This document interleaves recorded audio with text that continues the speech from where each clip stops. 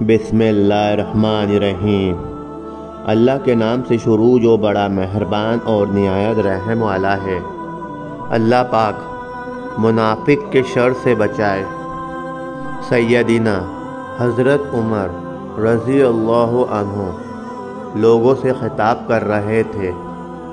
उन्होंने कहा कि रसूल अल्लाह सल्लल्लाहु अलैहि वसल्लम ने फरमाया, मुझे अपनी उम्मत पर सबसे ज़्यादा डर उस मुनाफिक का है जो ज़बान आवर होता है।